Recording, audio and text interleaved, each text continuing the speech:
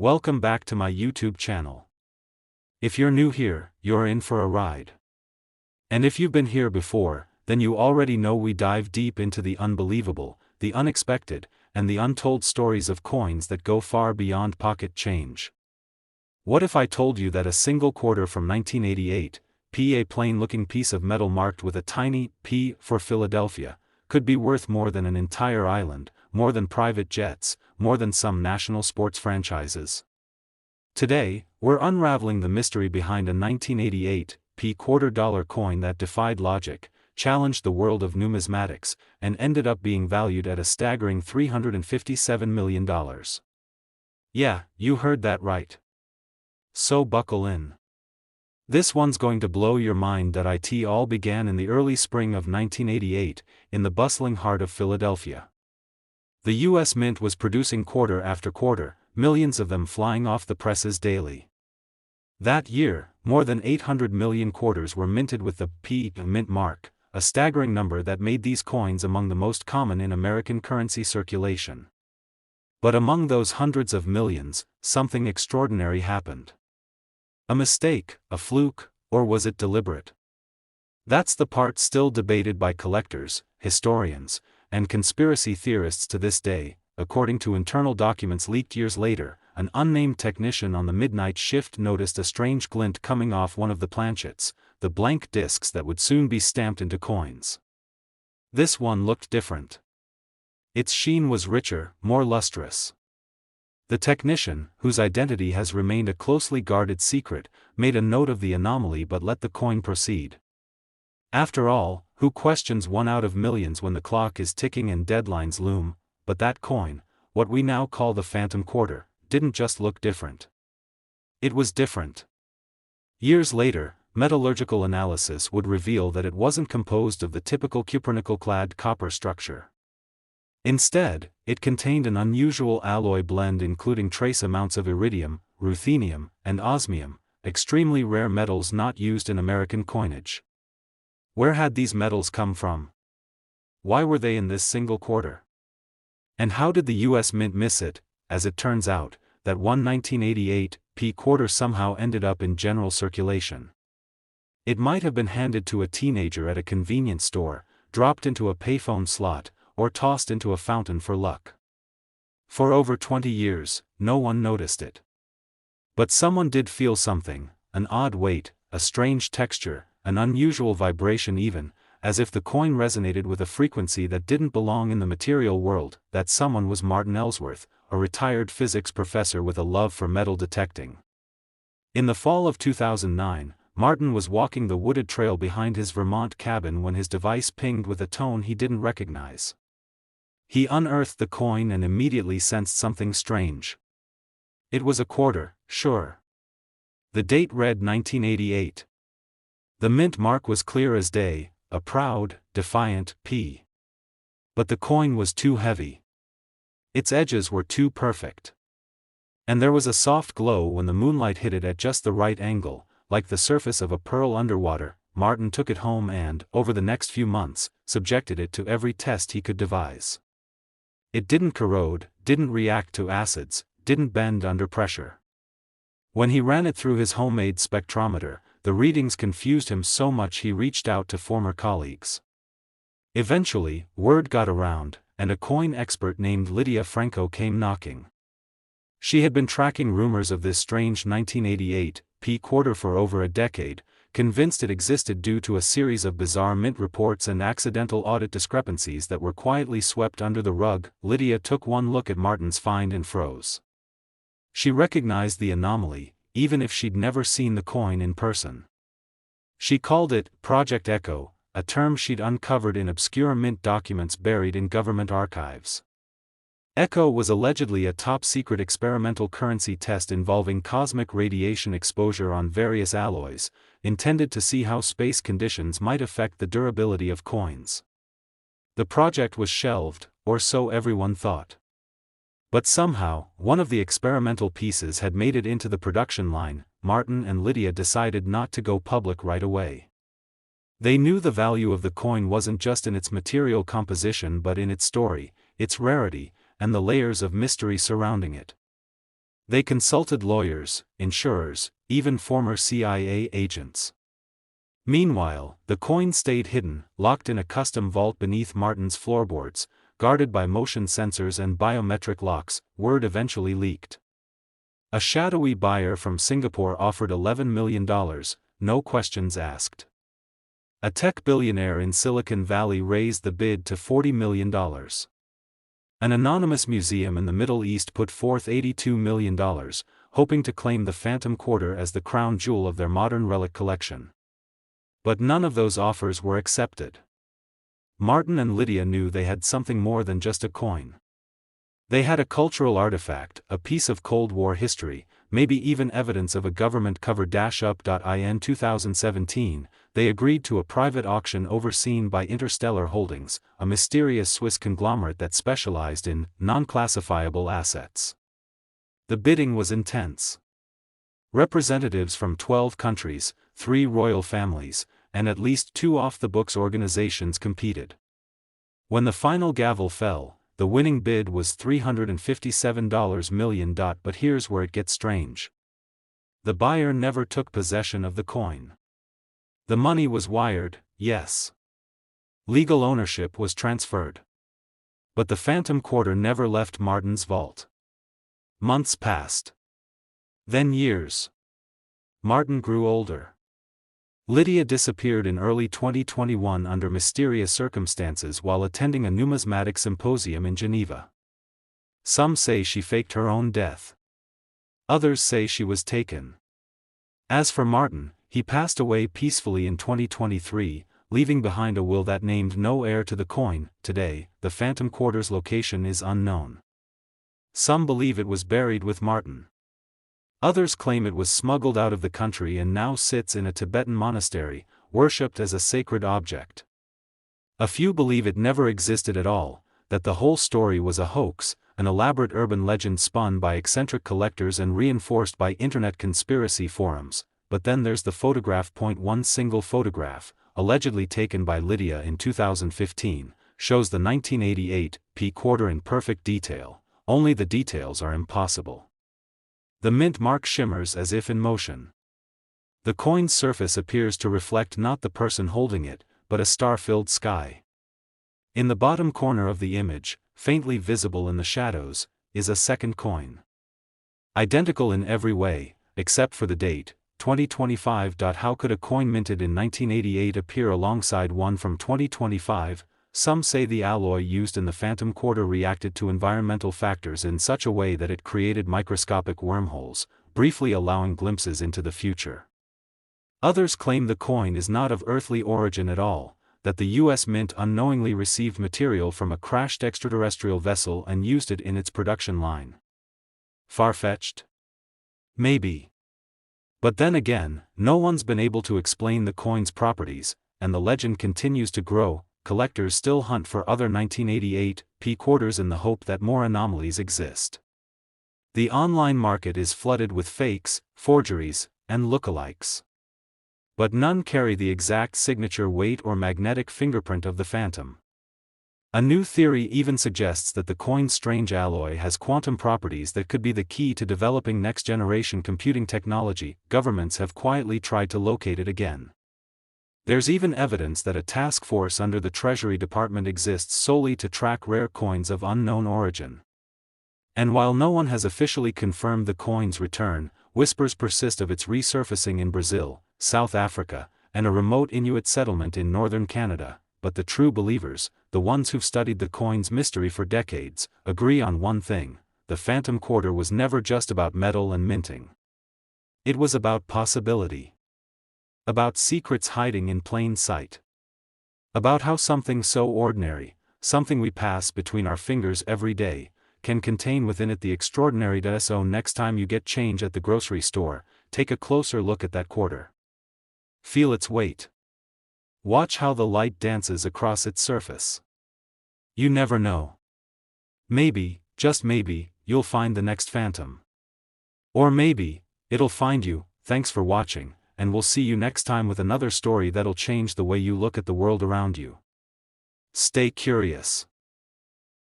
Next, 1981 quarter dollar coin. it's good to have you here again, whether you're a longtime subscriber or just stumbling into this world of hidden value, mysterious coins, and mind-bending history for the first time.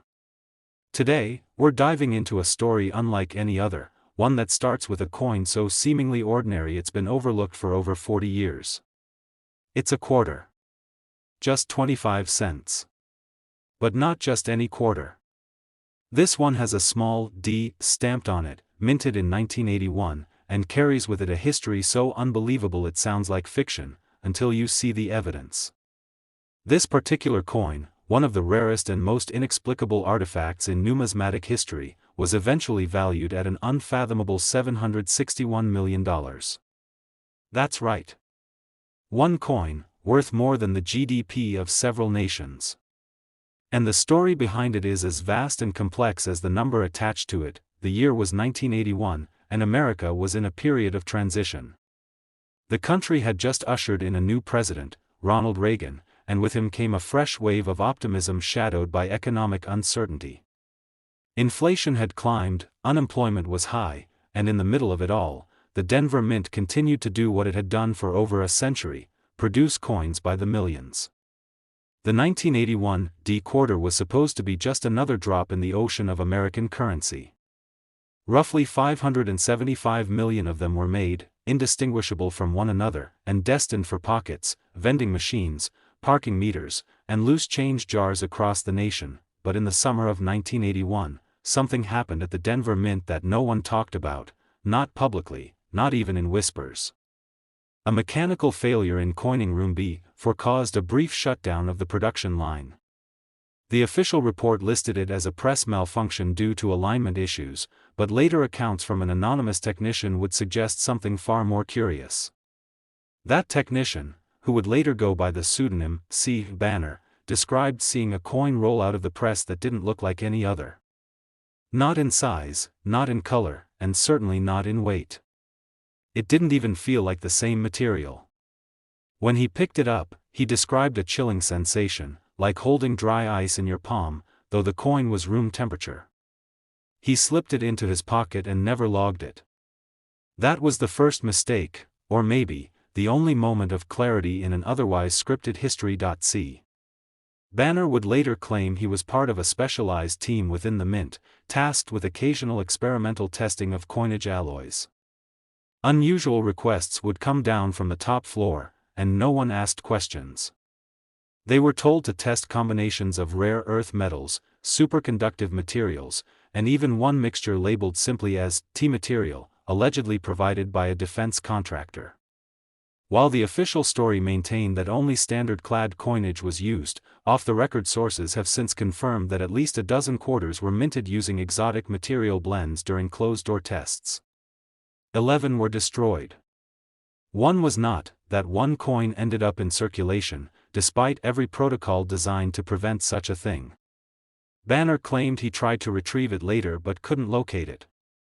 He didn't even remember where he spent it, only that it left his hand sometime after he stopped for gas and a sandwich on the outskirts of Boulder. For the next 3 decades, the coin vanished. But odd stories began to surface in numismatic circles and online forums. A coin that didn't corrode, didn't scratch, that rang with a sound unlike any other when flicked against glass. A coin that people said glowed faintly in total darkness. Most dismissed these tales as myths or tricks of perception. Until 2012. That year, a graduate student named Aidan Wexler at the University of Chicago published a now infamous thesis titled "Metallic Anomalies in American Circulated Coinage." The paper outlined the discovery of a quarter he had received in change from a used bookstore. It bore all the characteristics of a 1981 D quarter, Washington's profile, the familiar eagle, the D mint mark. But the mass was off by 0.42 grams. That might not sound like much, but in metallurgy, that's massive. More troubling was its resistance to any known acid, including aqua regia. Even diamond files couldn't scratch it. Aidan's experiments revealed that the coin could conduct electricity with 200% the efficiency of standard copper, and more bizarrely, it seemed to alter its resistance depending on who was holding it. Word of this thesis spread quickly. Coin collectors, material scientists, intelligence officials, and private collectors all took notice. The coin was stolen from Aiden's campus lab 2 months after his presentation at a materials symposium in Toronto. Campus police investigated but found no leads. Aiden, disillusioned and shaken, withdrew from public view entirely. The trail went cold until 2015, when a shadowy private collector only known as Mr. Hadley brought a coin to a closed-door event in Monaco. The event, hosted by a discreet yet powerful auction house known as Coronet Black, included attendees from 8 countries. The coin Hadley presented had been verified by 3 independent laboratories to contain a previously undocumented alloy, a combination of yttrium, niobium, and trace amounts of element 115, a substance scientists had barely begun to study.